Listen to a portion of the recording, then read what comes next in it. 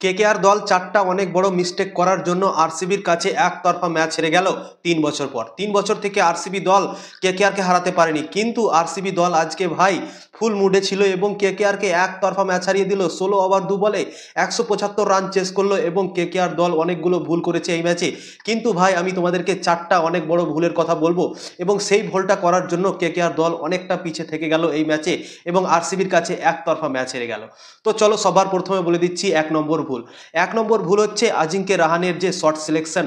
আজিঙ্কে রাহানে অসাধারণ ব্যাটিং করছিল, ৩১ বলে ৫৬ রানের ইনিংস খেলেছেন, আউটস্ট্যান্ডিং ইনিংস খেলেছেন, আমিও হাততালি দেবো তার জন্য। কিন্তু ভাই যে সময় সে আউট হলো তার আগে সুনীল নারায়ণ আউট হলো এবং তারপরে ভাই তাকে একটু দেখে শুনে খেলা দরকার ছিল। ১-২ ওভার ইনিংসকে বিল্ড করতে হতো, সিঙ্গেল নিতে হতো, দিয়ে একটু পার্টনারশিপ করতে হতো এবং সেই সময়তে কমেন্ট্রি করছিল রবিন উথাপ্পা এবং সুনীল নারায়ণ আউট হওয়ার পর রবিন উথাপ্পাও এই কথাটা বলছিল কি আজিঙ্কে রাহানেকে ২-১ ওভার দেখে খেলা উচিত এবং ছোট একটা পার্টনারশিপ করা উচিত ক্রিস রঘুবংশীর সাথে।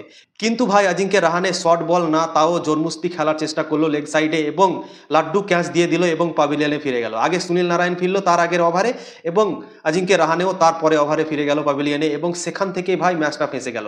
আমাদের দুটো সেট ব্যাটসম্যান আজিঙ্কে রাহানে আর সুনীল নারায়ণ ২ ওভারে ২টো উইকেট যাওয়ার জন্যই কেকেআর দল অনেক প্রেসারের মধ্যে পড়ে গেল এবং তারপর ভাই আমরা তো দেখতেই পেলাম লাইন ধরে গেল এবং এটাই ছিল সব থেকে বড় ভুল কেকেআর দলের জন্য। এবং ২ নম্বর ভুল হচ্ছে আজকের ম্যাচে এনরিক নকিয়াকে খেলায়নি কেকেআর দল, স্পেন্সার জনসনকে খেলিয়েছিল এবং আমার মনে হয় কি এনরিক নকিয়াকে খেলানো দরকার ছিল।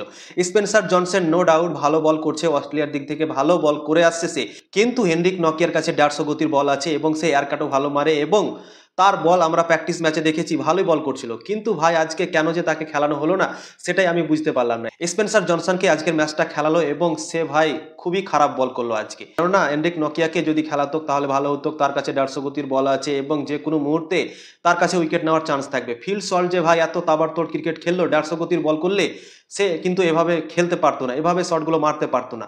কিন্তু আমি বলবো কি স্পেন্সার জনসনকে খেলানোটাই আমার মনে হয় দ্বিতীয় ভুল কলকাতা নাইট রাইডার্সের জন্য। ৩ নম্বর ভুল হচ্ছে হার্ষিত রানাকে লেটে বোলিংয়ে নিয়ে আসলো আজিঙ্কে রাহানে। বিরাট কোহলি আর ফিল সল্ট তাবড়তোড় ক্রিকেট খেলছিল এবং হার্ষিত রানাকে ভাই ৫ ওভার অবধি নিয়ে আসলো না।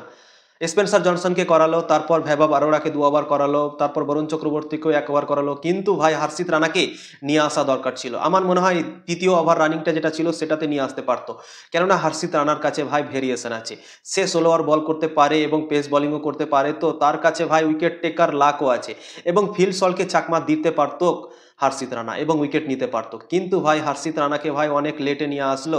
হার্ষিত রানাকে যখন নিয়ে আসলো বোলিংয়ে তখন ভাই ফিল সল্ট ৪০-৪৫ রান করে ফেলেছিল এবং আরসিবি দলও ভাই ৭০ ওপরে চলে গিয়েছিল। তো আমার মনে হয় হার্ষিত রানাকে ভাই আরও আগে নিয়ে আসতে পারতো আজিঙ্কে রাহানে এবং আমার মনে হয় এই মিস্টেকটা আজিঙ্কে রাহানে করেছে। এই জন্য আমি বললাম কি ৩ নম্বর ভুল হচ্ছে কি হার্ষিত রানাকে লেটে বোলিংয়ে নিয়ে এসছে আজিঙ্কে রাহানে এই ম্যাচে। এবং ৪ নম্বর ভুল হচ্ছে রিঙ্কু সিংয়ের আউট। রিঙ্কু সিং ব্যাটিং করছিল এবং কুণাল পান্ডিয়া বল করছিল এবং কুণাল পান্ডিয়া ভাই অসাধারণ বল করেছে এই ম্যাচে এবং ৩ ওভার ৫ বল সে করে ফেলেছিল এবং তার একটা বল বাকি ছিল এবং কুণাল পান্ডিয়া তার আগে ২টো উইকেট নিয়ে ফেলেছিল, বড় বড় উইকেট, এবং তাকে সেই সময়তে ওই বলটাকে কাটানো উচিত ছিল এবং জোর মুস্তি লেগ সাইডে শট মারতে গেল, শর্ট বল নয় তাও শর্ট করে মারতে গেল লেগ সাইডে এবং বল বিট হয়ে সে বোল্ড হয়ে গেল। তো সেই সময় যদি রিঙ্কু সিং উইকেটটা না দিত কুণাল পান্ডিয়াকে তাহলে ভাই রিঙ্কু সিং হয়তো বড় পারি খেলে নিতে পারতো এবং কেকেআর দলকে ২০০-র উপরে নিয়ে যেতে পারতো। কিন্তু এখানে ভাই আমার মনে হয় সব থেকে বড় ভুল করেছে রিঙ্কু সিং কি তাকে অ্যাটাক করতে গেছে। যে বলার সব থেকে বেশি ভালো বল করে তাকে ভাই রেসপেক্ট দেওয়া উচিত এবং রিঙ্কু সিং কিন্তু কুণাল পান্ডিয়াকে রেসপেক্ট দেয়নি। কুণাল পান্ডিয়া আউটস্ট্যান্ডিং বল করেছে এবং মানতে হবে ভাই ৩ উইকেট নিয়েছে ২৯ রান দিয়ে ৪ ওভারে এবং রিঙ্কু সিংয়ের উইকেটটাই ভাই আমার মনে হয় সব থেকে বড় ছিল, কেননা ভেঙ্কটেশ আউট হয়ে গিয়েছিল এবং সেখানে রিঙ্কু সিং যদি থাকতো আর কিছুক্ষণ এবং কেকেআর দলকে ২০০ রানে নিয়ে যেতে পারতো, কিন্তু তার একটা জন্মুস্তি শটে সব কিছু চেঞ্জ হয়ে গেল এবং কেকেআর দল অনেকটা পিছে থেকে গেল। তো এই ৪টা পয়েন্ট তোমাদেরকে বললাম, আমার মনে হয় অনেক বড় মিস্টেক হয়েছে এই ৪টা এবং তাই জন্যই কেকেআর দল আরসিবির কাছে একতরফা হেরে গেছে। কেকেআর ফ্যানরা ভেবেছিল কি আরসিবিকে আমরা একতরফা ম্যাচ হারাবো, কেননা ৩ বছর থেকে কেকেআর দল আরসিবিকে হারাচ্ছিল, কিন্তু আরসিবি ভাই এমন সারপ্রাইজ দিল কেকেআর দলকে এবং কেকেআর ফ্যানকে মাথা ঘুরে গেল সবার এবং খুবই খারাপভাবে কেকেআর দলকে আজকে হারিয়ে দিল। কেকেআর ভাই এই ম্যাচে ছিলই না, প্রথম ১০ ওভারে ছিল এবং তারপর পুরো ডমিনেট করেছে আরসিবি দল। প্রথম ১০ ওভারে কেকেআর দলের রান ভাই ১০৬ রান হয়ে গেছিল ৯ ওভার ৫ বলে এবং তারপর আউট হল সুনীল নারায়ণ এবং তারপরই লাইন লেগে গেল। এবং কেকেআর দল মাত্র 20 ওভারে 8 উইকেটে 174 রানই করতে পারলো।